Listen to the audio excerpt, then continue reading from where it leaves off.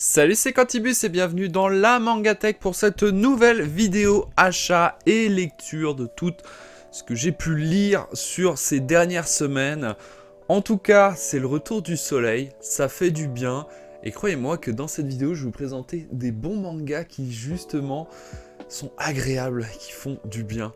On commence tout de suite avec les nouveautés qui sont sorties dernièrement. Et évidemment, on est totalement sur le thème de la vidéo. Hirayazumi, tome 5 évidemment, ce tome 5 qui fait toujours autant de bien, donc Hirayazumi de Keigo Shinzo, de chez le Lézard Noir, le 5e tome de cette petite série. Alors je dis petit, je sais même pas en combien de tomes ce sera, mais en tout cas c'est toujours agréable, quel bonheur à la lecture de ce tome qui est quand même assez complet. On voit que le personnage, j'ai plus son nom, je mettrai l'image du personnage parce que j'ai plus son nom. Et ben c'est un tome qui est un peu plus centré sur ce personnage, et du coup ça traite des thématiques et des sujets qui sont quand même assez intéressantes, notamment sur le burn-out par rapport à son boulot, et surtout l'amitié très forte avec son ami d'enfance et tout ce qui lui rappelle son enfance avec au moment où ils jouaient ensemble, quand ils se filmaient pour faire des films, etc. Waouh, quel bonheur ce manga, franchement c'est incroyable. On a également une espèce de liaison qui se crée avec... Alors j'ai toujours du mal avec les noms des personnages, vous l'avez vu, mais au pire je vous remettrai des images. Mais voilà, cette petite amourette qui commence, non, ça fait du bien, vraiment, c'est vraiment le livre à lire sur la terrasse, au soleil. Ça sent l'été en plus, donc voilà, Hirayazumi, toujours un kiff. On va rester un petit peu dans la tranche de vie en nouveauté. Ces dernières semaines, il y a eu C'est une belle journée pour un labyrinthe. Donc déjà, de quoi ça parle ? Dans un monde où le soleil peine à percer l'ombre de gigantesques gratte-ciel robotiques qui se reconstruisent d'eux-mêmes, vivent Hinata et ses amis, des jeunes filles pleines de vie, pour lesquelles le quotidien est une vraie aventure. Donc c'est un one-shot qui est sorti il y a quelques semaines de l'auteur Akihito Yoshitomi. Alors il paraît qu'il est assez connu dans le milieu, personnellement c'est la première fois que je lis une de ses œuvres. Qu'est-ce que j'en ai pensé ? Alors j'étais un petit peu déçu. En fait j'ai été surtout intrigué par la couverture et le titre. Je me suis dit tiens ça a l'air intéressant, en plus un labyrinthe ça peut peut-être faire un petit truc un peu... une histoire d'aventure mais un peu sombre. Au final c'est de la tranche de vie. Voilà, concrètement c'est de la tranche de vie. J'avais espoir que ça approfondisse un peu l'univers parce qu'il est quand même intéressant. On a l'air d'être dans les espèces de villes bidonvilles un peu australiennes, notamment par le fait qu'il y a des kangourous, mais j'ai compris tout de suite que c'était une thématique qui a déjà été explorée maintes et maintes fois. Ça m'a fait beaucoup penser à Junkertown, pour ceux qui jouent à Overwatch, à ces espèces de villes robotiques avec des survivants à l'intérieur. Ça m'a fait beaucoup penser à ça. Et je me suis dit, peut-être que l'histoire, elle va peut-être se pencher vers quelque chose d'un peu plus sérieux vers la fin. Parce que je me suis dit, c'est quand même curieux qu'il n'y ait que des enfants, on ne voit que des enfants dans cet univers. On nous instaure une espèce d'histoire de fond avec des kidnappeurs également. Et surtout, il y a des personnages, si vous retournez le manga, vous regardez derrière, il y a cette page couleur qui m'a vraiment intrigué avec le personnage enfant. Je me suis dit, ah mais peut-être qu'il y a une espèce de seconde lecture un peu sombre. Et finalement non, j'ai l'impression que non, en fait c'est pas forcément une histoire qui raconte quelque chose. Malheureusement, je trouve ça un peu dommage là-dessus. Il y avait moyen de créer quelque chose, alors peut-être qu'il fallait avoir plus de pages pour ça, ça reste un one-shot assez court. Mais au final, ça ne raconte rien. En tout cas, moi, c'est ce que j'ai eu l'impression, c'est que derrière ce manga, il raconte rien. C'est juste des suites de mini-histoires, c'est de la tranche de vie. Et c'est tout, c'est trop dommage. Il fallait profiter de cet élément des kidnappeurs pour créer une espèce d'histoire un peu glauque, un peu sombre en fond. C'est dommage, on est passé à côté de quelque chose qui aurait pu être plus intéressant. Ce mois-ci, Blue Lock, le tome 19, c'est la suite des rencontres alors entre l'équipe, le club espagnol contre le club allemand. On apprend à connaître un petit peu plus le personnage de Noël je sais plus quoi. Toujours les noms que j'ai du mal. Noël Noah, voilà, c'est Noël Noah, qui est censé être l'un des joueurs les plus puissants, l'un des joueurs les plus forts au monde. Donc voilà, on apprend un petit peu à connaître le personnage. J'ai quand même un petit attachement avec le personnage. C'est très intéressant, c'est c'est très gratifiant de voir également le personnage Yoshi évoluer et montrer que voilà, il n'est pas là pour rien. Il est surtout épaulé par son idole, voilà, Noël Noah. Toujours très dynamique, même si ça a du mal à avancer, hein, comme je dis à chaque fois. Alors ça peut être une bonne chose comme une mauvaise, mais le fait que un tome entier équivaut à une mi-temps d'un match dans le manga, je trouve ça chiant parce que c'est long, quoi. Ça tire sur la longueur. On est quand même au tome 19. Il faut avancer, mais c'est toujours incroyable à lire, c'est hyper dynamique, ça se lit super bien, c'est fun. Bref, Blue Lock, toujours un kiff. Et en parlant de tirer sur la longueur, Tokyo Revenger, tome 29, bordel de merde, on arrive bientôt sur les 30 tomes, quoi. Tome 29 de ce tome, et pareil que pour Blue Lock, il a fallu un tome entier pour juste une séquence avec un train. Wow, c'est long, hein. C'est franchement, attends, il coûte combien? Il coûte 7 € le tome juste pour ça. Non, mais sinon, voilà, on a encore plein de personnages. Des personnages qui n'étaient pas trop mis en avant avant, qui sont enfin mis en avant. On en apprend un petit peu plus sur eux. Et surtout, la fin du tome, qui là, je dois l'admettre quand même, j'attends quand même avec impatience le tome 30 parce que la fin, j'attends beaucoup. J'en attends beaucoup avec cet affrontement Mikey contre Takemichi.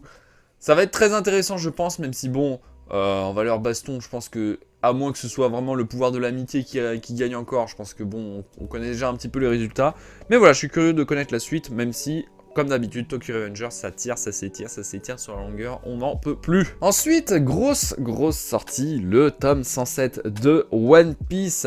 Alors, je veux pas trop spoiler non plus, parce que je sais qu'il y en a beaucoup qui sont pas à jour, qui regardent mes vidéos, mais l'arc Egghead, c'était, je pense que à peu près tout le monde sera d'accord avec moi, mais l'arc Egghead, c'était tellement l'arc qu'on n'attendait pas du tout. Enfin, après, on attendait évidemment qu'on en connaisse plus sur Vegapunk, mais moi, personnellement, Egghead, j'étais en mode, ouais, ça va être un petit arc à la Zo, par exemple. Et putain, je me suis trompé complètement. C'est quoi cet arc de fou malade? Pour l'instant, je préfère largement cet arc que Wano ou Whole Cake. Il est incroyable, on en apprend tellement. Et t'as beaucoup de scènes hyper chocs, je trouve, dans ce tome-là, notamment avec Kid, sans trop spoiler, hein, pour ceux qui ont lu le tome, je pense que vous savez de quoi je parle. J'étais sur le cul.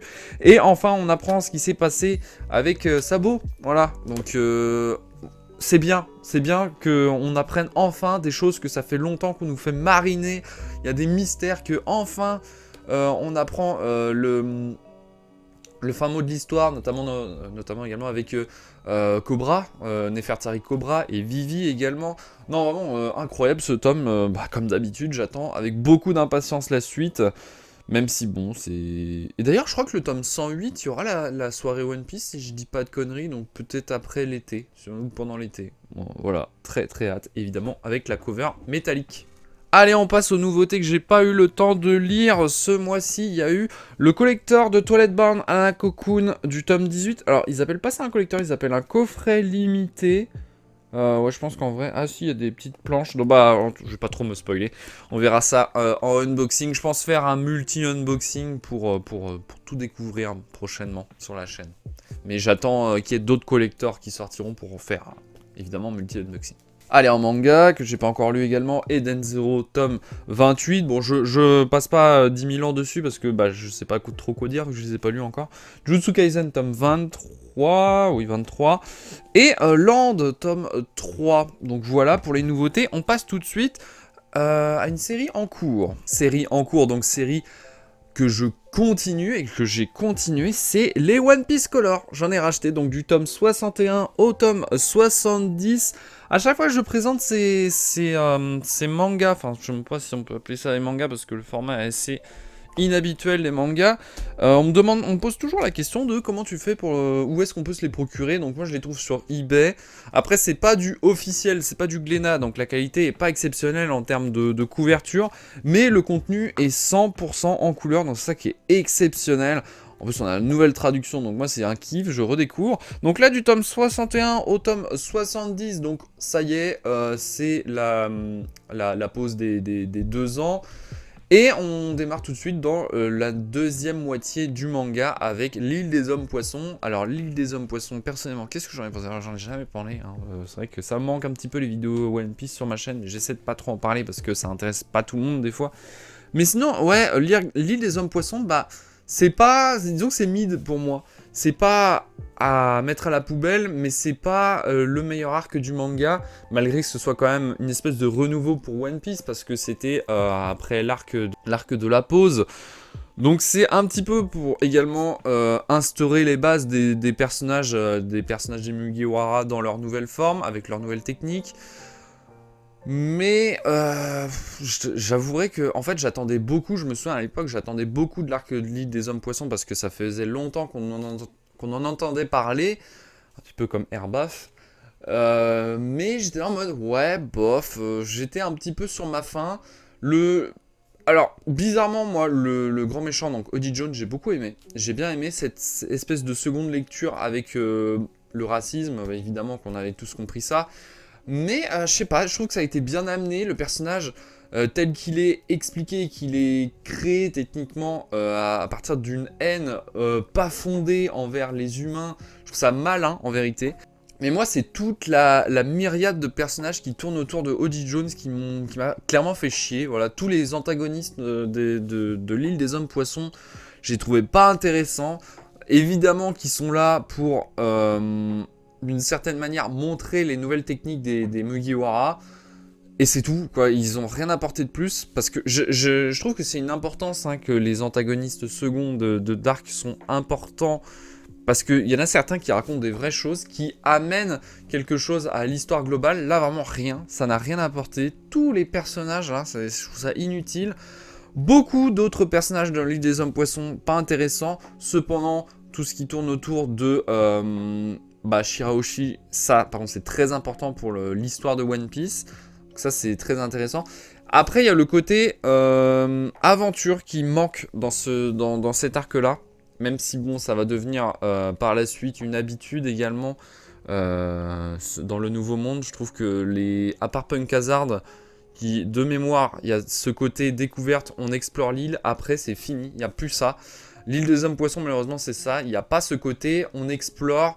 On fait des rencontres, là c'est direct, on va dans le vif, je trouve que ça se passe comme ça. Et je trouve que ça perd l'ADN de One Piece qui est l'aventure et la découverte. Ouais, c'est ça que je ne retrouve pas dans les derniers arcs. Les derniers arcs, ça fait vraiment, avant qu'on arrive sur l'île, on sait ce qu'on va faire, on a nos objectifs, on va direct au vif. Il n'y a pas ce côté mystère. C'est ce que je n'ai pas forcément retrouvé dans l'île des hommes poissons. Et ouais, c'est comme je dis, c'est le dernier arc qu'on a pu retrouver ça, c'est Punk Hazard. Et pourtant, Punk Hazard, c'est pas forcément celui qui est le plus apprécié, j'ai l'impression, de la communauté des fans de One Piece. Enfin bref, voilà pour du tome 61 au 70. D'ailleurs, c'est totalement inclus un Punk Hazard, puisque je crois que la fin du tome 70, c'est quand ils arrivent à Dressrosa. Ce fameux arc de fou malade, Dressrosa, l'arc qui dure, je sais pas, 15 tomes, je crois, c'est n'importe quoi.